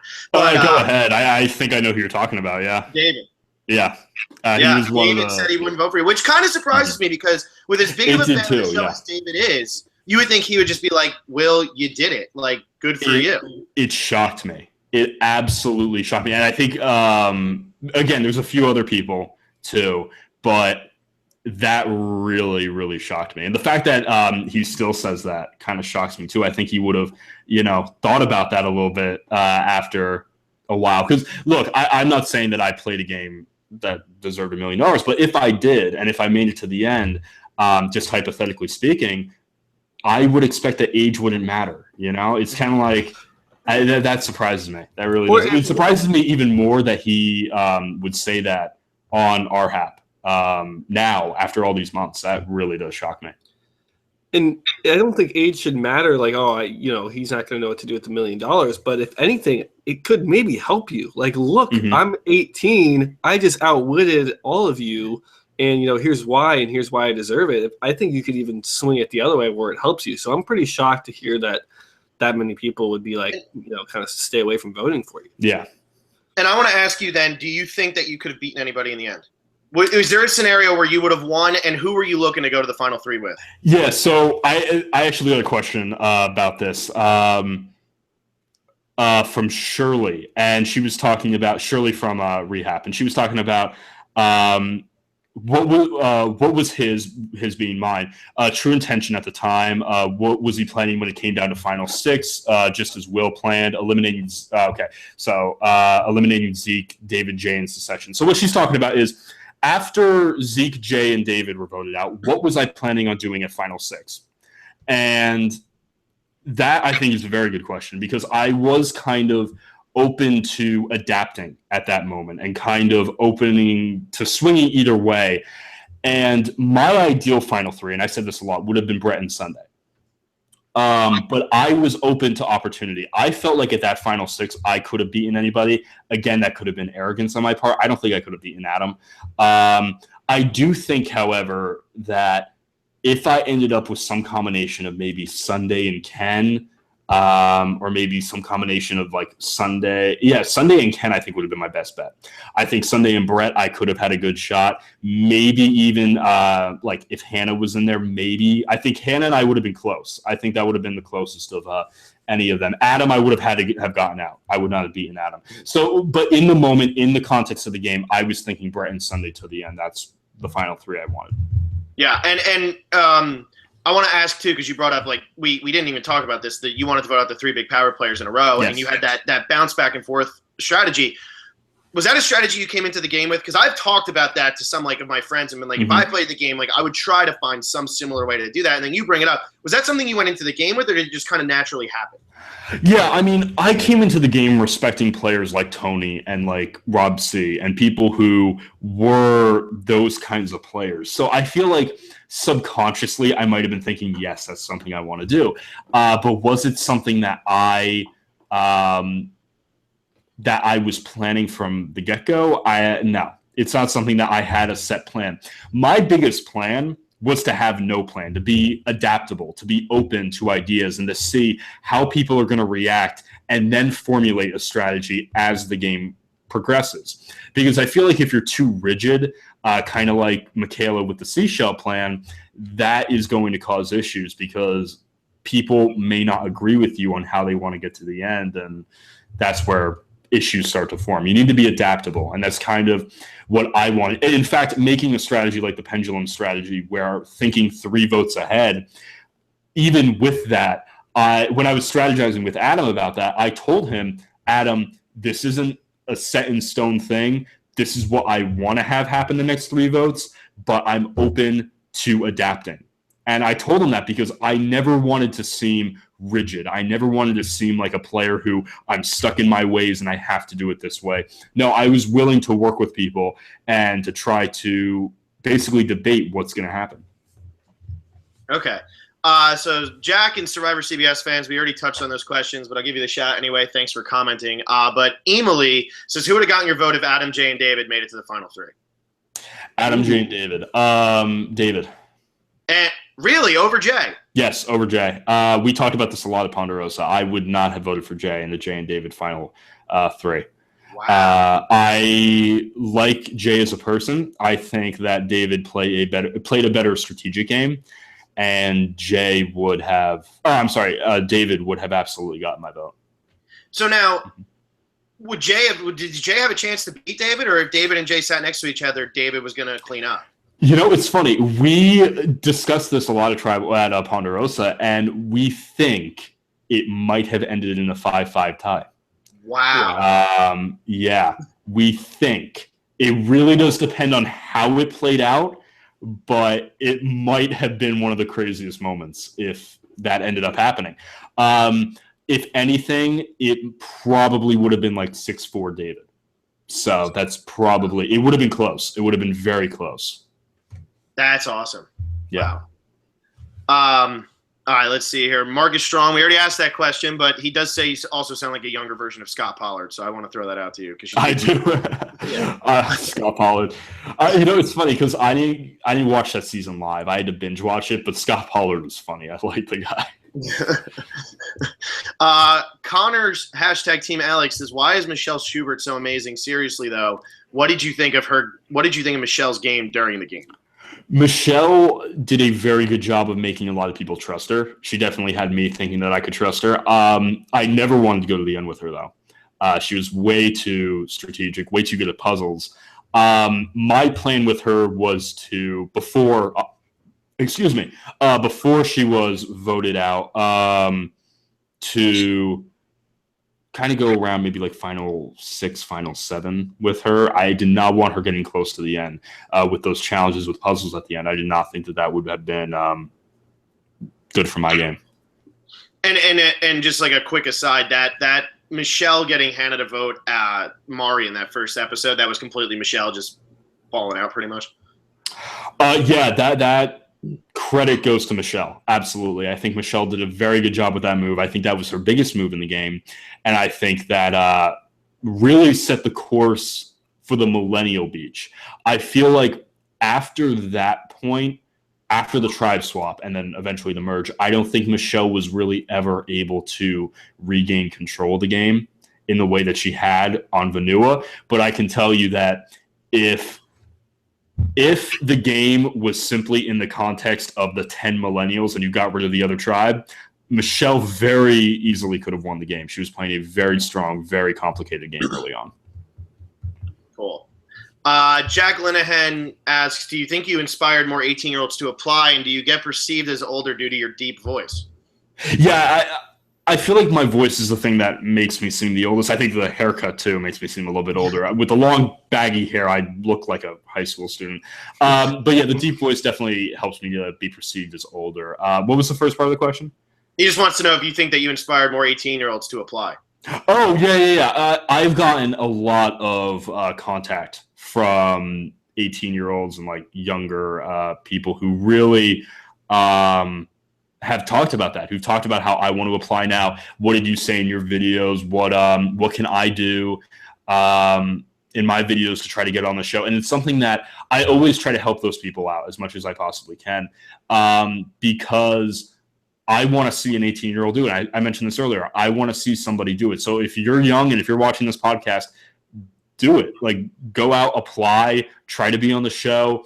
I think if there's one thing that I did, it was show people that age does not prevent you from getting on Survivor. It may prevent some people from voting for you in the end, but it is not something that will prevent you from getting on the show. And I want to see an 18-year-old win this game, so go for it. That's awesome. Aaron Weiner asks, what was it like sitting in on that Michaela blindside? Oh, it was the craziest thing. I think that that night and the rock drop were the two craziest nights of my time in the game. It was definitely very intense to basically just I can't even put that into words. Like, you just see Michaela and she forgets her boots like at one point and she has to walk back, and it's so funny. Jay thought for sure that she was going to come back to hit him, and it was the funniest moment because he starts like getting all guarded and everything, and it was a really, really intense moment. I was laughing hysterically throughout the entire thing. I don't think a lot of other people were. I think a lot of other people were probably a little bit like nervous. I know Brett and I looked at each other and we were like, what? So it was a crazy moment. Would Michaela have beaten up Jay? She would have won. I don't think Michaela would have beaten up Jay. She's too good of a sport about that. Part of the reason why she didn't reveal that we had the idol, or that Jay had the idol, was because she's just too good of a sport. She's like, I'm out now. I'm going to give these guys the best chance they can to play the game. I'm not going to blow up their game. So she would never have laid a finger on Jay. Yeah. So what moment was better? Was it that one or was it the rock drop? Because I almost am leaning towards the Michaela reaction, just because, I mean, a rock's super rare, but a reaction like that I think is even rare. Yeah, I lean towards the Michaela one too, especially because that was more fun for me. I think rock draws are really fun for the viewers. It's not fun for the players. I was terrified that entire night. So I would definitely go towards the Michaela vote because I knew that night I was almost certain I wasn't going home, and I didn't have pretty much any fear at that moment. I was very confident, very comfortable. Why did Michaela give all the anger towards Jay? Why was nothing directed at you? I think part of that is age. And Michaela, before she became a travel agent, was a college admissions counselor. And she talked a lot with me about how she works with people my age all the time. And we talked a lot about life and about just what it means to go to college and things like that. And I think she viewed me more as that little brother role, or that kind of like a mentor kind of role. That was part of the reason why I don't think she blamed me nearly as much as she blamed Jay. Okay. Lucky for you, right? Oh my God. Very lucky for me. I was very happy about that. I'm like, direct all this anger towards Jay. It's okay. Timothy McCormick asks, who were you closest to on the island, and who's your favorite player of all time? I was closest to Jay on the island, although I did not want to work with him till the end. And you wouldn't vote for him over David? No, I would not have voted. I voted strictly strategically at the end. I was not about to vote for, if I was going to vote for the person who I was closest to in the game, I would have voted for Hannah. I was very, very close to Hannah. I was close to Adam too, but I was very close to Hannah in the context of the game. It wasn't until after the game that Adam and I kind of became better friends. But as far as where was I going with it? What was the second? I keep forgetting the second half of these questions. No, it's fine. The other question was just who is your favorite player of all time? Oh yeah, favorite player of all time. I always say Brian Heidick, and that's a answer that people get a little bit like, oh wow, really? I think he played a very good game, and it was a season that I'm sure a lot of people don't like, and a lot of people wish never happened. There were definitely some controversial things that happened that season, but I think overall Brian Heidick played a very good game. I really respect the game he played. I think also people like Kim, who doesn't love Kim? She played an amazing game too. Mm-hmm. Yeah, we're on the same Heidick train. I always get crap for saying how much I love that guy. Oh, how could you love him? But Survivor CBS fan says, ask who he believes got the most robbed in the edit. So who do you think actually, you had kind of a smaller edit, but who do you think actually got robbed the most in their edit? Yeah, I don't think it was me. I think, if anything, it was probably Sunday. I think that Sunday got I'm very happy that Cheetah's going to be talking on your podcast tomorrow. I can't wait. Us too, yeah. Yeah. I think that I think it's the first podcast she's going to do too, and I think she played a very, very good game. I talked to her about her game outside at Ponderosa, and she revealed to me her entire plan. And I'll let her do that tomorrow, but it was good. And I think if she was able to successfully pull off this plan, I think she could have won the game. I honestly do think that. She was likable enough, for sure. And I think that if she was able to make a few moves towards the end, but she was never given that opportunity because Hannah kind of gave her the boot before then. But I'm very excited to hear her podcast tomorrow. I think that she got didn't get the edit that I think she deserved. I think it's awesome that you and Brett both said the same thing. I think even Adam said it in his, where it's Sunday. So I'm really excited to hear what Sunday did behind the scenes that made, because all of you were saying the same thing, that she just got totally robbed. Yeah, because even me, I got my moment towards the end, and even in the beginning, I got a few funny little moments, and I don't think Sunday got any of that. Sunday didn't even get a confessional in her boot episode, so which is shocking to me. And I think that you'll see tomorrow about everything in her game. I was really impressed when I was listening to her at Ponderosa. Very cool. I'm excited. Yeah. We got Jar Jar Minx. Who were you rooting for once you left the game, since you were close with so many people there? I was rooting for Jay completely. I thought that his game was coming to a close, though. And I really could see, I kind of was looking at the remaining people. And part of me was like, David might be able to pull this out. But that was the moment when I started looking at Adam. And I was kind of like, he might be the kind of player who just makes a big move at the end and really wins this thing. And that's when I really started thinking about Adam as a strategic threat in the game. And it ended up happening, definitely. But I was rooting for Jay overall. Yeah, and then this leads to the next question here, where it was, did Chris's testimony to Adam have any effect on your vote, and were you surprised that Hannah didn't get any votes? I don't think Chris's testimony, it was great TV, it was great to watch, great to listen to. I don't think it changed anything. If anything, I think it only alerted Ken and Hannah that they lost.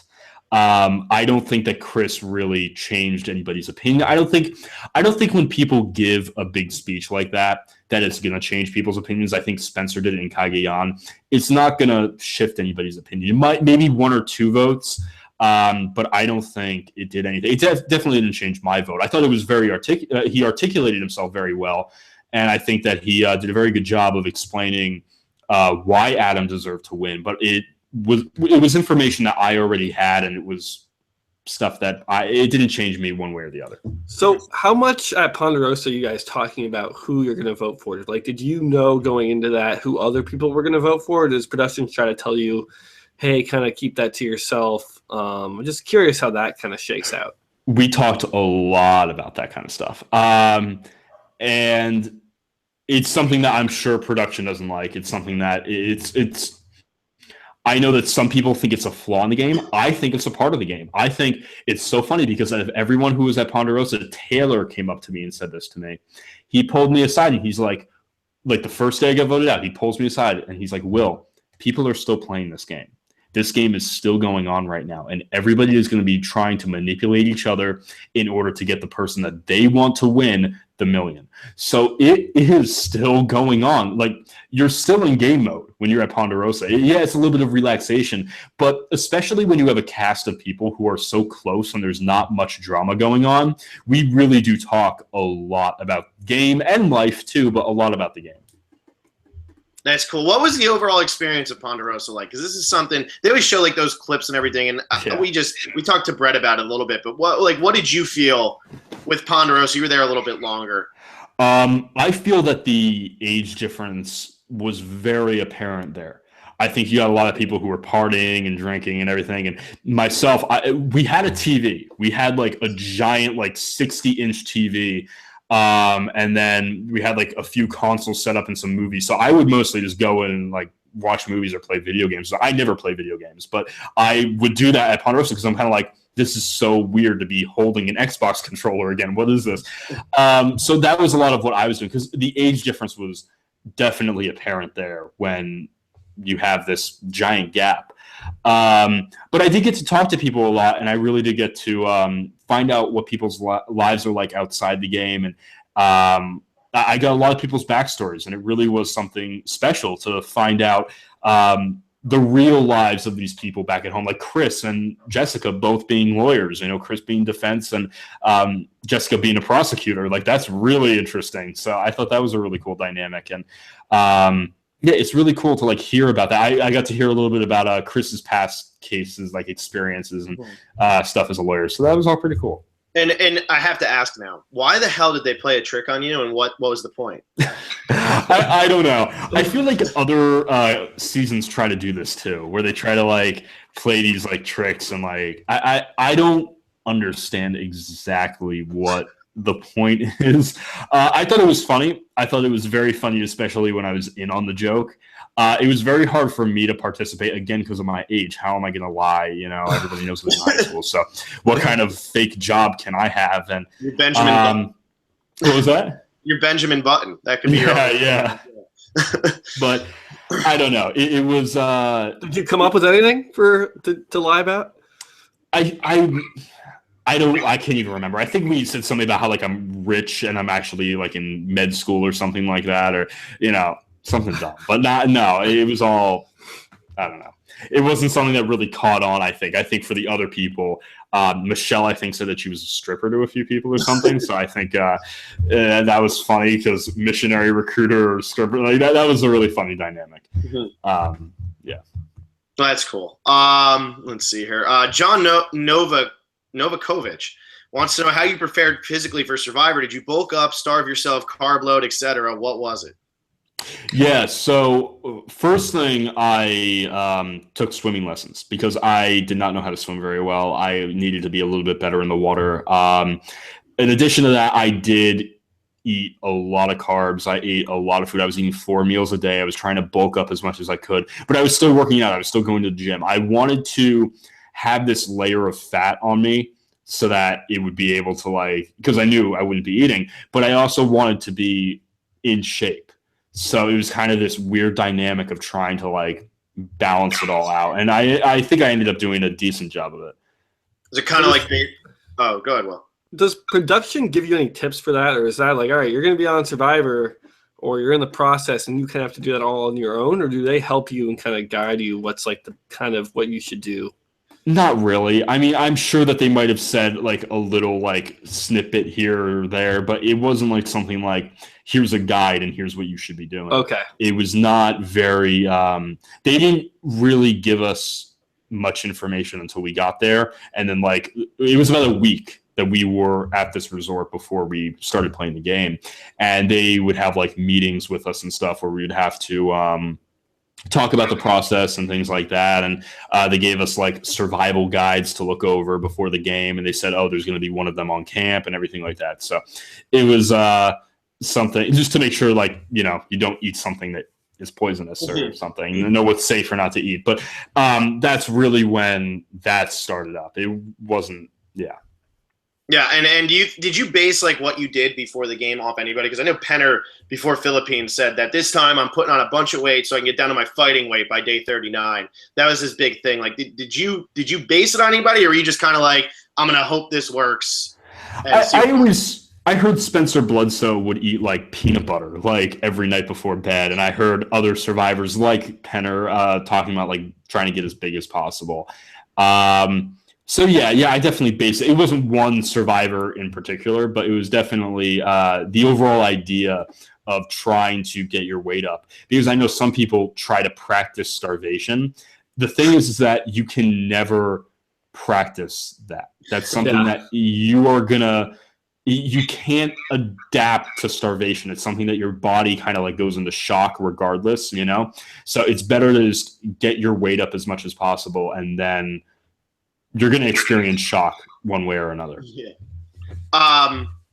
Jack O. Boatwright asks, did anything on Survivor catch you off guard or surprise you?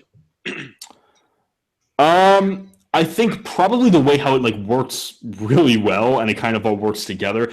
Also the fact that you have to wait a lot. Like a lot of times in the game, you are waiting either for challenges or to get mic'd up, or just a lot of it is just waiting around, and it can get very, very boring. And I've heard that it can get boring, but I never really knew how boring it can get. Survivor for 90% of the time is not that fun. It's just sitting around, doing nothing, starving, wishing that you had a cheeseburger in front of you. But it's that 10% of like these challenges or tribal or these crazy moments. That's what you live for. That's really what it all comes down to. Yeah, that's awesome. And I thought it was funny because Adam told us, like, at Tribal Council, there's like 10 minutes between the vote and then the votes being read and all that. And like, we see it on TV and it seems like it's very quick and very all this. And it's got to drive you nuts when you're sitting there, especially the night that you're going to go home and you're sitting there and you're like, oh my God, here come the votes. Where are they at? Come on, Jeff, like get back here. Like, is that just like the worst thing in the world? Like while you're sitting there, just like dragging it out? It can be. I mean, it really does depend. I guess sometimes you just – the thing about me specifically, I don't know how other players fared, but I would just like kind of zone out in those moments where we were kind of – they call it lockdown.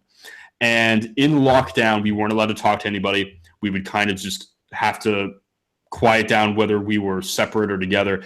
And in those moments, I would try to center myself, and I would try to zone out, take myself out of the game, and I really would try to kind of grasp reality again, because I felt like I was kind of on the edge a lot of times.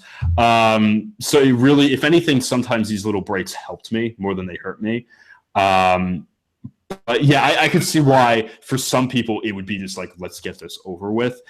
For me, so long as they were only like short amount of time, like 5-10 minutes, I could deal with it. It was when we were waiting for challenges for over an hour that would really suck. Well, so what was going on for an hour? I mean, if you're allowed to say that, like, why were you waiting for so long? Just getting it all prepped and stuff? I couldn't tell you. I could not tell you. It's funny. The one time I knew when we had like the rocks, like we had to choose whether or not we wanted to sit out or play the game, like sit out for food or play. That time I knew, because I remember production said something to me that just tipped me off, and I was like, I know what this is now. And I went back and I told everybody that I wasn't supposed to, but I was kind of like, guys, like we're gonna get the chance to sit out for food. And so like we kind of knew going into it a little bit, because I kind of figured that out. But most of the times I had no idea. I don't know. Maybe it's just to make us wait. I think they have everything timed out, I believe. I don't know. This is my opinion. I think they have everything timed out, and they want us just to be ready. Like they want us to be like have like maybe 2 hours back at camp to strategize before tribal, or they want us to have 2 hours for a reward and then get back and still have an hour or two for daylight so that we could reintegrate with the tribe. Things like that. They may have it all timed out, and part of that is having to wait for a little while. Got it. That makes sense. Very interesting. This is the last question from the fans. It's Kelly. Do you regret being so aggressive with Zeke vote / resume building? Would love to see you return in 4 to 5 years. Thank you for wanting to see me return. But yeah, I think I was definitely too aggressive. I think that that was one night where everything kind of came undone for me. And part of that was Ken going back to Jay and blowing up my game. But another part of that was just me playing way too hard. I think that there was definitely a better way to pull off that move. One thing for sure is don't trust Adam. Adam did a very good job of telling the truth throughout the entire game. And then, as he said, cashing in on all that truth to tell one big lie. And that big lie was to me, saying that he wanted to go to the end with me when he had no intention of it. And I believed it, hook, line, and sinker. So I think, there were other aspects that I definitely made big mistakes on. It was definitely my mistake to play that hard and to trust people that I shouldn't have been trusting and to make this big giant move when I think if I waited a tribal council, just one tribal council, and then if I had went to Jay and was like, hey, Jay, we need to get rid of Zeke, I think Jay would have been on board. And I think that Jay and I both could have swung over to the other side, get rid of Zeke, and I would have never had to trust Adam, who was somebody I hadn't really worked with, and I could have trusted Jay, and I could have gotten rid of Jay at the very end. I didn't have to get rid of Jay, second in my lineup or wherever I had him. I could have gotten rid of Jay later on in the game. So when did that feeling kind of start setting in with you that you needed to kind of really have a resume and have moves? Was that kind of throughout the entire game? And you're like, all right, I'm at the merge. Now is the time to do it. Or did it start creeping up, hearing other people talk and seeing other people make moves? The loved ones visit was the big moment. I wanted to get to the loved ones visit. And then after that, I realized that I had checked off every single event on my, Survivor to-do list kind of, except for winning the game. And I'm like, okay, now it's time for me to go all out and win this thing. And that's kind of the point that I was out in the game where I wanted to make that big move and to kind of build up my resume. And the thing is that I think we all had that intention. I think Sunday had a plan a few tribals later to make a big move. Again, I'll let her talk about that. Adam did not start really making big moves until my vote really, I think, was the one where he really got Brett and Sunday together and was like, let's get Will out. That was probably Adam's first really big move. So the people who ended up doing very well in the game did not make big moves until later on, with an exception of David. David made it exceptionally far when he was playing 150% the entire time. But I think people like Adam and myself and Sunday and some other people did not start making these big moves to win and to build up a resume till closer to the end. I think Hannah's another example of that. I think Hannah, with the Sunday vote, I think Adam got me out and then Hannah got Sunday out. And I think that that was her big move and that she was trying to build up that resume. So I think we all were kind of trying different things and seeing what works. Cool. Yeah, that's interesting. So it goes to show you don't have to make too big of moves the entire game to win, because Jeff always tries to hit you over the head with it because he obviously wants it to be entertaining, but you don't have to. Yeah, if anything, it's probably detrimental. I mean, I think we're seeing a lot of people like Michelle, who won, and I think some other people too who have won in recent seasons that did not play big games throughout, but were able to make a few really strong moves at the end and then convince the jury, hey, give me the $1 million. This is what I did. And they win. I think Jeremy is another great example of that. I mean, Jeremy, actually, I take that back. Jeremy was making pretty good moves most of the season, but you know what I'm trying to say. Yeah, as a fan, sometimes, whatever. But you get what I'm trying to say with like Michelle Fitzgerald. I think I'm trying to think of another really good example of this. I mean, even with But yeah. talking about Adam, it's not like he had one huge, like, flashy move. I mean, he just really the whole time was in it to win it and had good Mhm. relationships. And you know, look at someone like Natalie Anderson. I think Yes. she like voted out Alec instead of Keith, but that was, I mean, it wasn't like a huge move, and she played it off as a mistake. But she didn't have anything super duper really. Mike Holloway had nothing, really. That's He true, just- yeah. So I mean, he almost made that move with the at the auction, right? yeah, Yeah. That would have been and here's the amazing if he question. did that. But Here's a question for you. Do you feel cheated because you didn't get to do a Survivor auction? yes, very cheated. I was looking for that was another thing on my Survivor to-do list that we kind of knew that after the loved ones visit, because I don't think there's ever been a season. You can correct me if I'm wrong. I think it's always auction and then loved ones visit if it ever happens. So we were all thinking there's no auction this season. Yeah, that's a bummer. That's one of my favorite. I mean, yeah, that's one of my favorite. They really, I actually think production messed it up by bringing in the challenge thing or like the advantage, because everybody just waits and like, yeah, it's cool because you bring the game into the auction, but it kind of ruins all the fun of the auction because nobody's bidding anymore. And you know, it's a shame because I think we might have seen the last of it.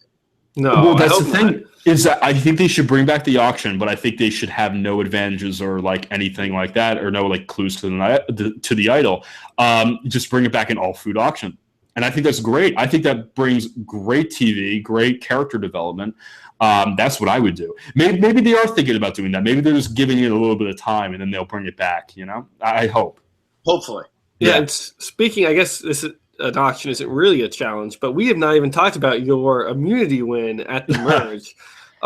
That was awesome to see. And how long were you up there? Was that over an hour? Yeah, it was a little bit shy of an hour 45.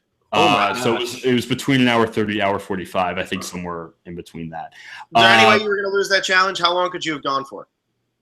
Oh my gosh, I didn't think I'd be able to go for 5 minutes. I don't know. There were a few times where I started like falling down. I would always practice that challenge at my house when like as a kid watching the show, and I would hold my arm up, and I could never do it for more than 5 minutes. Like it was so to win that challenge of all challenges, I was terrified going in there because I knew that Adam was gunning for me, and I look at this challenge and I'm like, I just lost. I'm going home tonight. And I think it was just like the vision of me getting voted out of the game that just kept me going. And I'm like, I'm not going to drop. I can't do it. That's awesome, man. Really cool.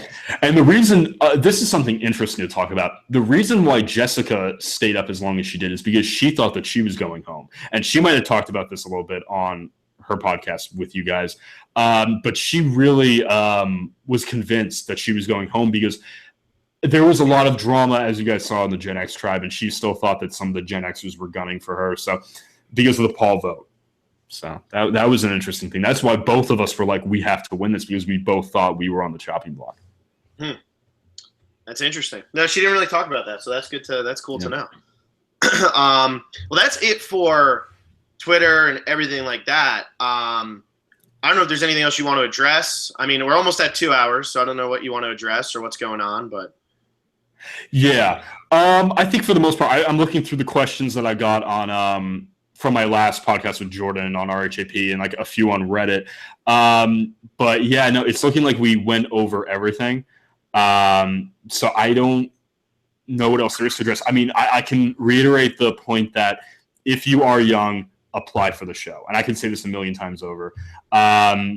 I definitely really want to see a younger person come back and win this game. I think it can happen. I really do. I know Adam thinks it could happen. He talked about it a lot. I think there's and even though there are some people who may never vote for an 18-year-old, there are people that will vote for an 18-year-old. And I think that Survivor is looking to cast more of these super fans that are willing to vote for whoever, regardless of who they are, vote for the person who played the best game. So my biggest recommendation to anybody who's going to play Survivor is be confident in the moves that you make, but don't cross the line from confidence to arrogance, because it's a very thin line to walk.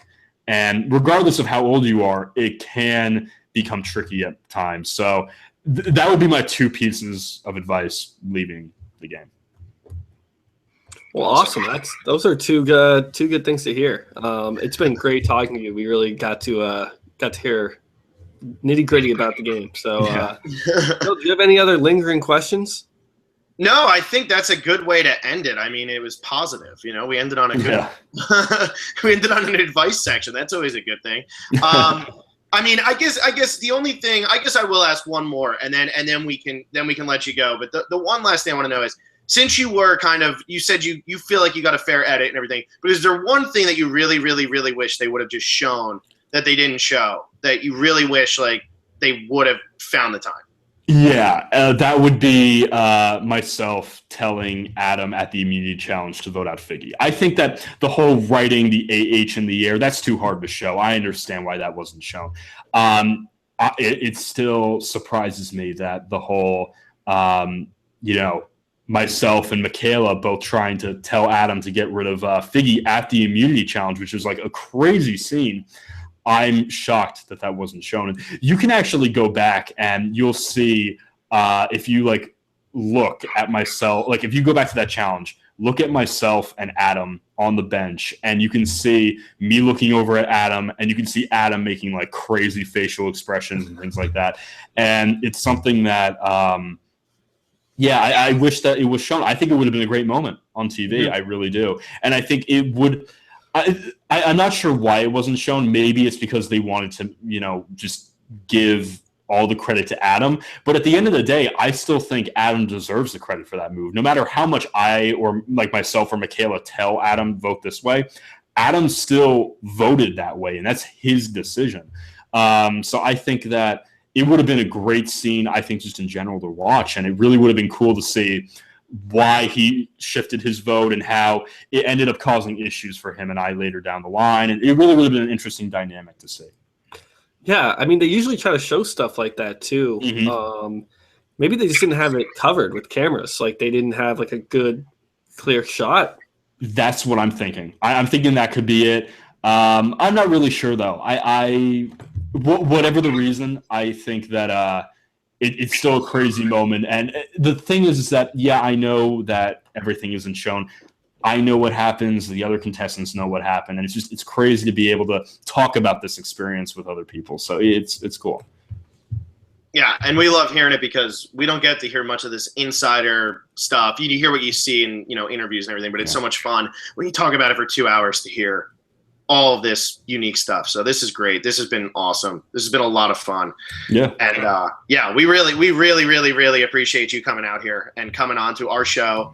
And the fact that you had said that you'd seen a couple of our episodes beforehand, that also was pretty cool. So that's awesome. I think you guys are going to get a lot more interview requests later on too. You guys are becoming more and more popular. I can see it. We're hoping. We're really hoping. Your cast has been so much fun. We're hoping that, we can keep it rolling through Game Changers and maybe pull some people from earlier seasons. It's so much fun. It's just, we're talking to Survivor players. Yeah, definitely. And if you get a super fan, the thing about super fans is we love to talk about the game. So I'm sure plenty of past players and future players will want to talk about it. Mm-hmm. Yeah. Will, do you have anything else? There you are. Yeah, I was just going to say, thanks so much to Will. And, if you ever want to come on again during, maybe talk about Michaela or Zeke next season when they're, on the show, we definitely at some point would love to talk to you again. I think that would be great. Definitely. Yeah, it's been a ton of fun. It really has been. Yep. It's been awesome. Thank you, guys. Anybody listening, or I guess, we're now on iTunes, but I guess people who have made it this far in the interview don't need to go listen again on iTunes unless they want to listen to multiple times. But we are on iTunes now, so you can check this out or share with your friends. Phil, do you have anything else? No, go listen on iTunes. You have to look at Will's eye that he injured while watching Survivor. I didn't show this. I got a black eye right here. Oh my gosh. I've been sick, and I was just I had my laptop up on my knees in bed. And I just passed out. My laptop swung down and just hit me in the face. Oh my gosh! It's a Survivor-related injury. I'm sure you've had those, but this is my first. Oh, that's a great way to end it. All right. We'll see you guys for Sunday tomorrow, which is Sunday. So we'll see you then. What time is that, Phil? 6 p.m. Pacific, 9 p.m. Eastern, 8 p.m. Central, because that's where Sunday is. And if you want to just throw it in there, 7 p.m. Mountain. So there you go. What about Throw Hawaii? out all the zones. All righty. We'll see you guys soon. Thanks a lot.